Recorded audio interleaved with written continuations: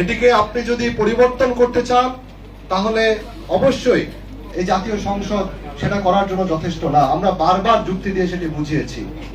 আপনাকে অবশ্যই এই সংসদের গাঠনিক ক্ষমতা বা কনস্টিটিউয়েন্ট পাওয়ার লাগবেই, কিন্তু আপনারাও তখন সেটাতে রাজি হয়েছিলেন।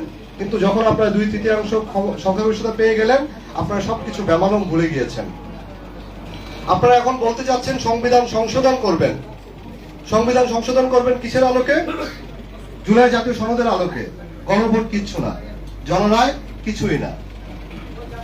আমি একটি উদাহরণ দিয়ে বলতে চাই, জুলাই জাতীয় সনদে বাংলাদেশের হাইকোর্টের বেঞ্চগুলোকে বিভাগীয় পর্যায়ে নিয়ে যাওয়ার কথা বলা আছে, যেটিতে প্রত্যেকটি রাজনৈতিক দল একমত হয়েছে। যেটাতে কোনো নোট অফ ডিসেন্ট নাই বিএনপি। আপনি সেটা কিভাবে পালন করবেন, কিভাবে বাস্তবায়ন করবেন? কারণটা ইতোমধ্যেই কোর্ট দ্বারা আপনি এটা এর আগেই বাতিল করা হয়েছে। কোর্টের প্রেসিডেন্ট অনুসারে এই যে সংশোধনী নিয়ে আসা হবে, এই সংশোধনীতে জুলাই সনদ যদি আপনি বাস্তবায়ন করতে যান, আপনারা অবশ্যই এটা পরবর্তীতে কোর্ট এটা আবার ইনভ্যালিড করে দেবে।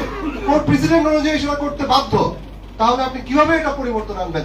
আপনি জুলাই জাতীয় সনদ নোট অফ ডিসেন্ট সহ যদি বাস্তবায়ন করতে যান, আপনার অবশ্যই এই পার্লামেন্টের কনস্টিটিউয়েন্ট পাওয়ার লাগবে। তার জন্য আমরা বারবার বলছি, আপনারা সংস্কার যে সভা, যেটার জন্য আপনারা নির্বাচিত হয়েছেন, আপনারা এখনো শপথ নেননি। আমরা আশা করব, আমরা দাবি জানাবো, আপনারা অবিলম্বে এই সংস্কার বাস্তবায়ন পরিষদ, যে সংস্কার পরিষদ সভা, আপনারা শপথ গ্রহণ করবেন এবং গণভোটের মাধ্যমে, জনরায়ের মাধ্যমে যে সংবিধান পরিবর্তনের কথা, সংবিধান সংশোধন নয়, সংবিধান সংস্কারের কথা জনগণ ইতোমধ্যে রায় দিয়ে দিয়েছে, সেটিকে আপনারা সম্মান জানাবেন। তা না হলে তার পরিণতি কি হয় সেটা কিন্তু আপনারা নিজেরাই ভোগ করেছেন এর আগে, এবং বিগত যে ফ্যাসিস্ট সরকার, তার পরিণতি আপনারা দেখেছেন।